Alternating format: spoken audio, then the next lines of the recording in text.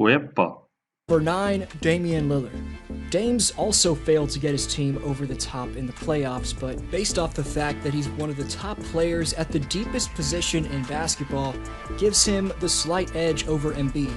Also, we can't forget about Dame time. Portland's franchise player has been the clutchest player in the league for a while now. He's on the trading block after saying in an interview that he's, quote, done everything in Portland, so it'll be interesting to see if Dame's in a new jersey by the start of the season. Number 8, James Harden. The Beard's hamstring injury kept him out for the majority of the 2021 season in playoffs, but he did return for the last few games of the Nets series against the Bucks. However, Harden was clearly impacted by a serious hamstring injury and looked like a shell of himself.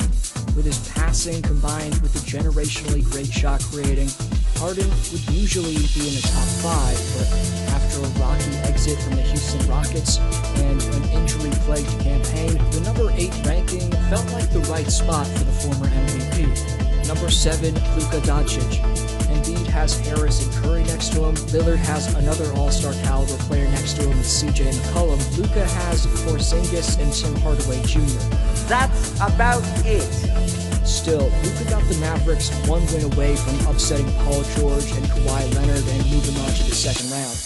In that 7-game series versus LA, Doncic passed Kareem and LeBron for the most playoff triple-doubles before the age of 23. The Slovenian sensation has earned the reputation of a superstar and a top 10 player. Now, all Doncic needs is some talent around him so he can move up the ranks. Number 6, Nikola Jokic. 3 letters describe why the Joker is one of the best players in the league. MVP. Nikola Jokic is only 26, but he's already the greatest passing center of all time, the face of the Denver Nuggets franchise, and of course, the NBA's biggest jokester. Hello, Homo. He's longer than you. He's he's long, so I'm not gonna see. So close. Number 5, Kawhi Leonard. If Kawhi hadn't have gotten hurt and kept the LA Clippers in the dark about whether or not he was returning, then he would have ranked higher than number 5. After the NBA universe, including his teammates, had no idea about his playing status on a game-to-game basis, it turned out Leonard had a partially torn ACL. At full strength, we know this man's easily the best two-way player in basketball, but questions about his mentality and commitment continue to be an issue. The fun guy's legacy is right next to LeBron, Durant, and Curry's all-time, but don't forget this list takes into account the here and now. Number 4, Stephen Curry. With the second Splash Brother back next to him to start the 2022 season, the Warriors should be able to make a deep playoff run again, but this past season from Curry was so inspirational, bro. He was an MVP candidate, breaking the record for the most games with 10-plus threes in a season with 6 such games. He also broke the record for the most threes per game on average with 5.2. Curry's offense is better than 90% of this list, but it's his lack of defensive value that ranks him lower than these next 3 players. But who knows where I'll rank next year. With how much success Golden State could have, we could see Curry back at number 1 or 2 by the end of the 2022 finals. Number 3, LeBron James. Obviously, he's got the greatest legacy of anyone in the league. The man's a 4-time champion and 4-time finals MVP, plus he went to 8 straight finals last decade. But again, this ranking's based off current value, which LeBron certainly still has a lot of, considering he's ranked ahead of Steph and Kawhi. You could argue that after LeBron won 2020's title and had the shortest offseason to recover for the 2021 season, that he wore down in the playoffs this year because of that lack of rest.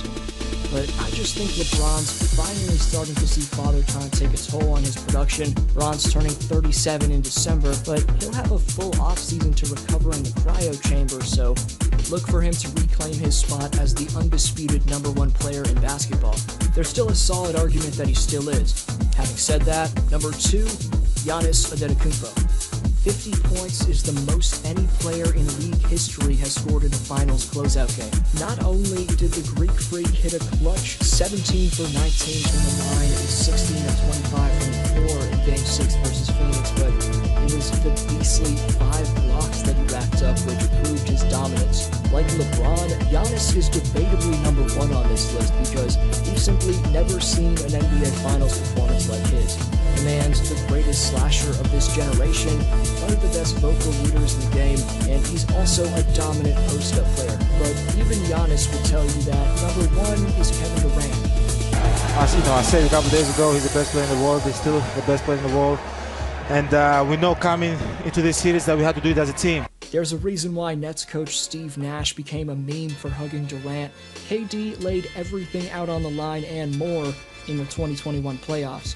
Kyrie was out, Harden was completely injured, yet the Nets got one overtime period away, one shot away from beating the eventual championship-winning Milwaukee Bucks. The Slim Reaper played in all 53 minutes of Game 7 against Milwaukee, which was the most minutes in a Game 7 of all time throughout the NBA's 75-year history, but Durant still had the energy to hit this miraculous shot, which sent Game 7 to OT. Here is Durant moving on Tucker. He turns, he shoots. Yes!